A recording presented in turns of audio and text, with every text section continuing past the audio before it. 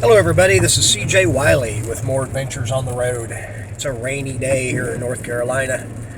I kind of like it. I've been riding my mountain bike every day and I get to take a day off. Yesterday I was down in this isolated area and I got lost. And I told you guys about getting lost on a hike in North Atlanta where I ended up having to call 911 to get out of there. And that thought was coming to me again. I was about probably 20 minutes away from calling 911 because the trails were not marked.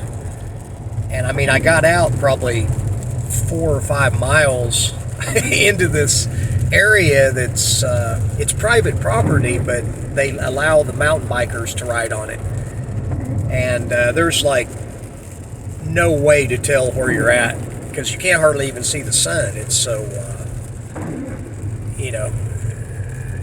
the trees are just, it's like jungle, So anyway, I got out of there and made this lesson that I had at 7 o'clock with a gentleman that had driven several hours in to come work with me for a couple days. So everything worked out well. Now, what I've been answering questions about lately and something that sparked a memory is AccuStats just released a video of me playing Efren Reyes at the U.S. Open. All right, I hadn't thought about that match in a long time. And I just want to be perfectly clear. One of the things that stood out more than anything was that match was supposed to be scheduled at 9 p.m. And, this was back before everybody had a cell phone, so it wasn't quite so easy to get a hold of people. So what happened was they changed the match from 9 p.m. to 7 p.m., but they didn't let me know.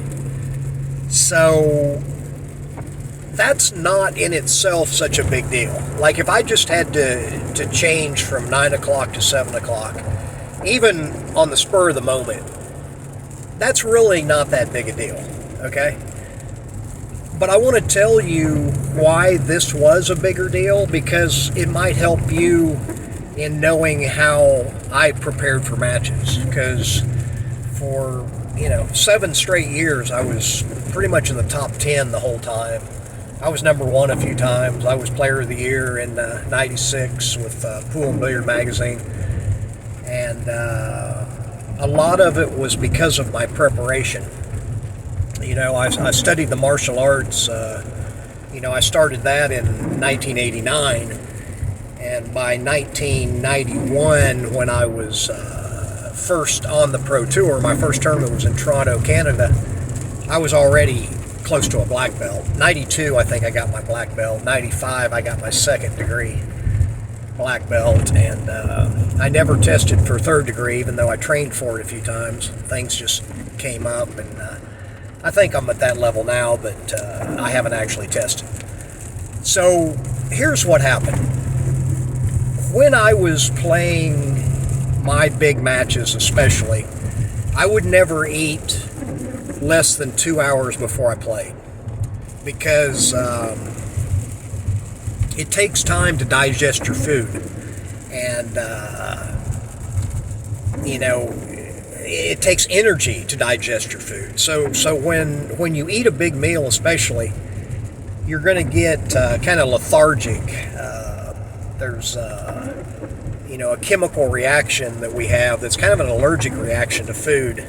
It's called leukocytosis is the actual name for it. And people talk about eating turkey, and there's a chemical in there that makes you tired, but food in general will take energy from you.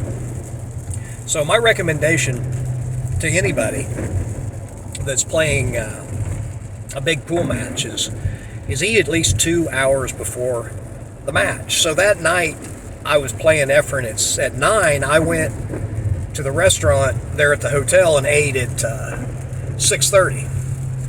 So I got my food about 6:45, got done pretty much right at 7.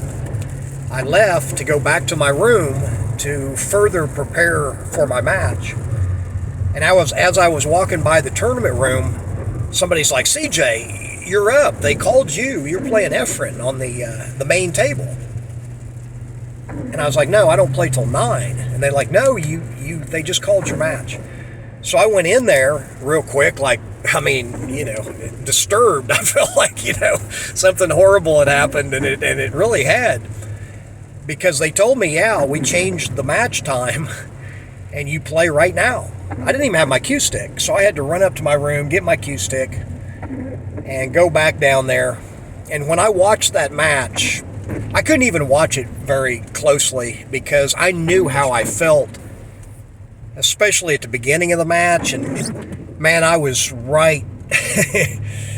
I was on the brink of just self-sabotage because I was so aggravated that this had happened, and I wasn't allowed to prepare for this match because I thought that was the year that I was going to win the U.S. Open. The player to beat, in my opinion, that year was Rodney Morris. Rodney Morris was playing better than anybody that I had seen there, and I had beat him the match before. And, what a gunfight. We had a big gambling match that I'll tell about one of these days that was just incredible. I mean, Rodney was definitely one of the best money players. I talked about Mark Tadd. Rodney Morris and Mark Tadd were certainly two of the best money players. Rodney was a little more well-rounded. He did better in the tournaments, and I think he maybe prepared himself a little bit better. I mean, he was in good shape, and, I think he did a lot of the right things. So anyway, back to this match. Now, it wasn't just the food that I wasn't allowed to prepare for as far as like I usually do. It was also when I would go up to my room, one thing that I always did if I was playing a match that I thought I cared about too much, or there was a lot of pressure involved, and playing Efren Reyes in front of a bunch of people, especially on AccuStats, was always a lot of pressure. So what I would do is go up to my room, and I had a little workout thing I did. It lasted about 10 minutes. If I went over 10 minutes doing this martial arts routine, it was Tai Chi Chung is what it's called. If I did over 10 minutes, it would actually make me not have the fire that I needed to play the type of match that I excelled at. I'm a super aggressive player, and to beat Efren, I would get the mindset to just run over him. I was going to beat him as bad as I could, as quick as I could, because there's a lot of things he did better than me. But what I did better than him was my offensive gear was higher than his. I broke better.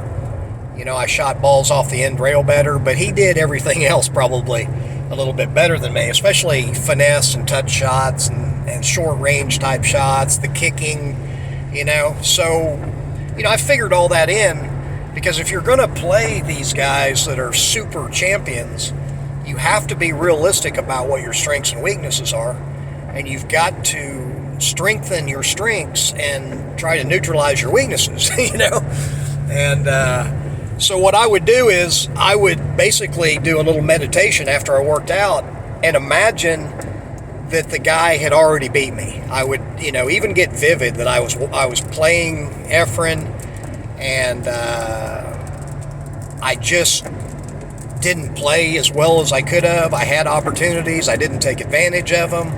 He played really well, but, I still had chances that I didn't take advantage of. And I'd go through this in my mind and until the final of him winning the match. And then I would, basically open my eyes and make sure that I was okay with it.